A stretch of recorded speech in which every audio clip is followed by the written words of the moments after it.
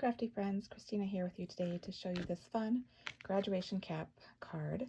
If you can see, it springs up, it goes flat, so it's perfect for mailing, and then when the recipient opens it, it pops up and kind of has a little wobble to it. It just makes for a fun card and also something that could be set on someone's desk to see later on. So let's go ahead and get started creating this. So let's go through the supplies that you're going to need today. So the first thing that we're going to do is we're going to have a piece of black cardstock, which is the card base, and this measures 8 inches tall by 4 inches wide, and then I have it scored here at 4 inches. And then you have a 3.5 inch square. It's 3.5 inch here and 3.5 inches here, as well as a 2.5 inch square, 2.5 here, 2.5 here. And then we're going to have this pretty charcoal pattern paper, and this piece here measures 3 7/8 by 3 7/8. We have a charcoal cardstock that is 2 5/8 by 2 5/8, as well as a white daisy piece of cardstock which measures 3 3/8 by 3 3/8 this direction. And then we have 3 pieces of black twine. Your longest piece is going to be 18 inches. And then you're going to have a 12-inch piece, as well as a smaller 4-inch piece. And then finally, you'll want a large size brad. Okay, so let's go ahead and start on the card base. So as I said, I have this scored at 4 inches already. So you're just gonna go ahead and fold that in half. And if you have a bone folder, it's gonna come in very handy for this project to get you nice crisp folds, help with the accuracy of it. And now we're going to open it back up, and then we're going to fold just the one side in half up to that score line. Again, use your bone folder if you have it handy. If you don't have a bone folder, just simply take and fold it in the opposite direction, just to kind of break down those fibers and make it easier to fold. Then we're going to open it back up again, and we're going to fold it diagonally to that first score line so that it's flush on the edges. Go ahead and use your bone folder, or again, if you're just using your hands, then just go ahead and go the opposite direction to get a nice crease. Open it back up, and then you're going to go to the reverse diagonal, going to that corner, making sure that you're flush on the edges. Go ahead and use your bone folder, or again, you can go and just fold it the opposite direction. And so now we're going to have this piece, which is the base of your card. You can see here when I open up the one that's done, you can see all those folds that I've done. So let's go ahead, and so what you're going to do is you're going to want this point here is what's going to be coming out, and so you're going to be pointing these two inner pieces inward so that you can go ahead and get this triangle shape at the top portion, and kind of gives that spring action we're going for. All right, and so then from there we're going to go ahead and we're going to take our pattern piece of paper and we're going to glue that to the center of the card base. You can use any kind of adhesive that you like, if you like liquid or a tape runner, whatever suits your interest, what you prefer. Go ahead and center that on there. So there's just a very slight 1/8 inch border around. And then we're going to go ahead and before we do the next gluing, we're going to go ahead and do our stamping. So the stamp set that we're using today is called Time to Celebrate. This is close to my heart's May stamp of the month, and we're going to actually use that particular sentiment, the Time to Celebrate. So all of our stamps are acrylic, and you can see right through them. And so you could just go ahead and place this on your block. All of our blocks come with this line that's etched in it, so that can help you get a nice straight image. But a tip that I'm going to share with you, if you've got something that's a little bit longer and kind of wiggly, is I like to go ahead and set it down how it's going to be stamped with the flat edge upward. Go ahead and kind of position it, and then that way I can take my block to the stamp image, and I know that it's not going to be all wonky. It's going to be a nice straight image. And then what you can do from there, if you'd like, is you can use that etched straight line in the block to actually guide yourself on the paper so that you know that the sentiment is stamped on there straight. So it's always fun to have just a couple of tips. They might be new to you, or maybe you already know those. So you're going to go ahead and ink up the image really well. And then you're going to go ahead and stamp it to the base of, actually I'm going to get kind of a cushier surface here so I can get a nice crisp image. Centering that sentiment right across there. Time to Celebrate. Okay, And then I'm going to go ahead and take that stamped image and I'm going to adhere it onto this black cardstock. And then from there, I'm going to go ahead and glue it onto the card base.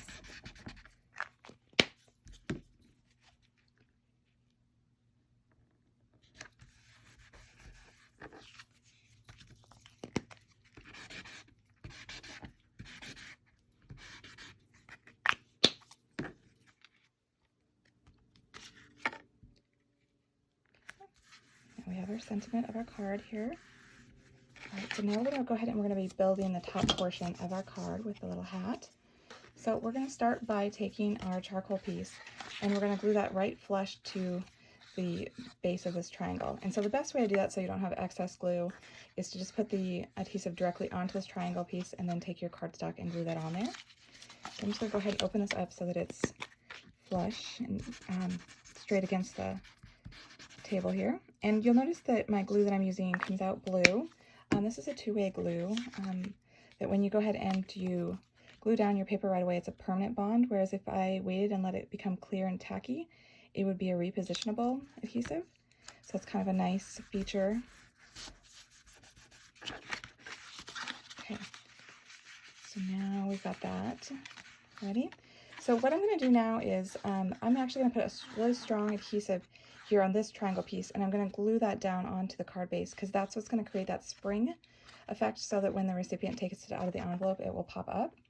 So I recommend something like a tape runner or some score tape, something that's going to be really strong so that it will hold it down. You don't need a lot, just a little strip there across. And peel off the backing.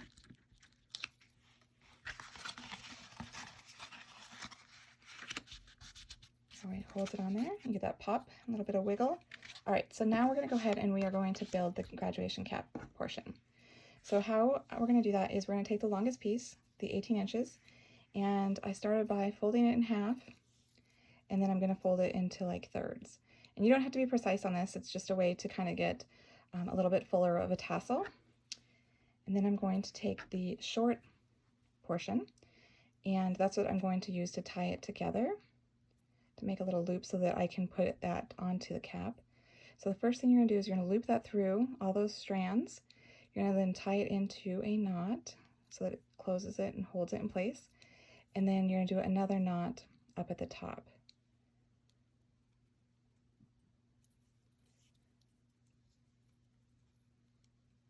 Oops.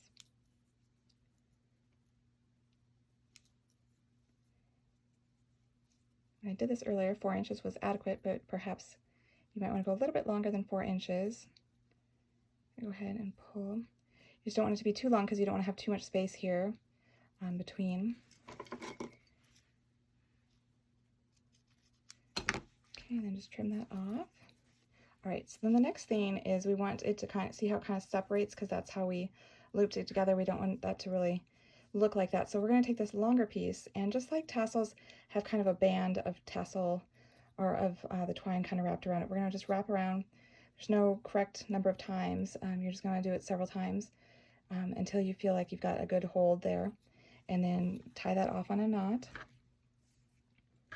And I used a pretty long piece here, the 12 inches, just so that when we cut it off, it will fall in line with the other strands that we have from the 18-inch piece that we used.